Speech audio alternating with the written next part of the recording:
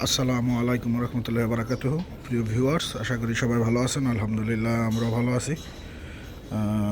আমরা এখন আমাদের খামারের শেডে, ডেইরি শেডে আজকে আপনাদেরকে সাথে কথা বলবো।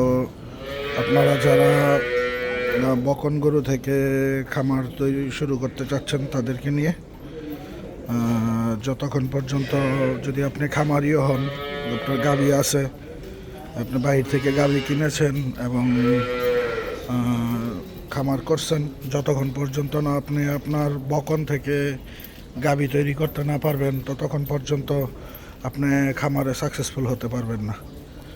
কেননা কিনা গাভীতে পর্যাপ্ত পরিমাণ দুধও পাওয়া যায় না, আর ভালো জাতের গাভী কেউ বিক্রি করেও না।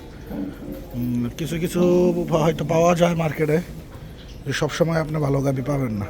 সেজন্য অবশ্যই আপনাকে খেয়াল রাখতে হবে, আপনাকে লক্ষ্য রাখতে হবে যেন আপনার বকন থেকে ভালো জাতের সিমেন্ট দ্বারা জাত উন্নয়ন করে ভালো বকন থেকে গাভী তৈরি করতে পারেন, সেদিকে অবশ্যই ফোকাস দিতে হবে।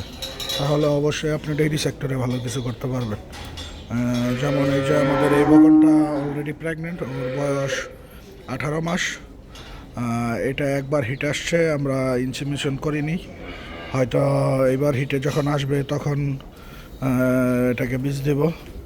এটা অলরেডি আমাদের প্রেগনেন্ট বকনা, ওইটাকে অলরেডি আমরা বীজ দিয়ে দিয়েছি। ভালো উন্নত সারের যে বীজ আছে ওই বীজ, আর এগুলা জন্মগতভাবেই মুন্ডি, ভালো জাতের বকন। এই সমস্ত বকন দিয়ে আপনারা খামার করলে অবশ্যই খামারে ভালো কিছু করা সম্ভব।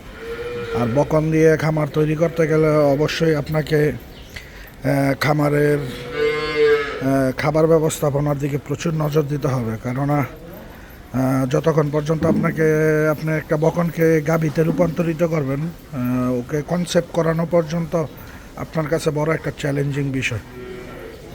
অবশ্যই আপনাকে ব্যালেন্স ফিডের মাধ্যমে বকনের শরীরের চাহিদা অনুযায়ী খাদ্য নিশ্চিত করতে হবে।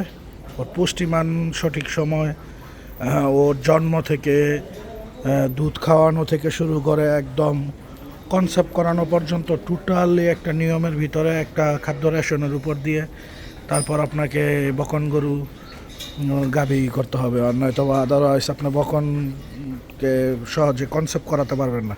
আর বকন গরু পালনের ক্ষেত্রে সবচেয়ে বড় চ্যালেঞ্জিং বিষয় হচ্ছে বকনকে কনসেপ্ট করানো।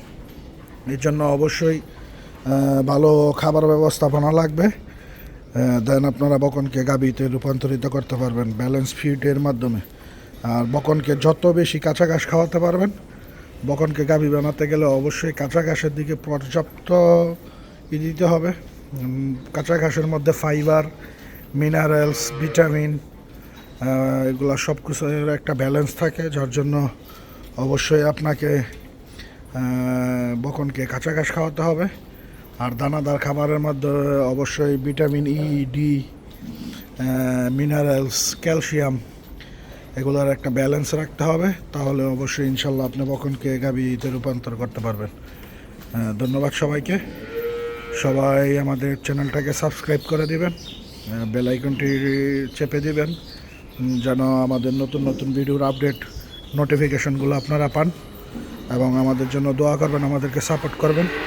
ইনশাল্লাহ বরাবরের মতো চেষ্টা করব আপনাদের সাথে খামারের সম্পর্কে গুরুত্বপূর্ণ তথ্যগুলো তুলে ধরার।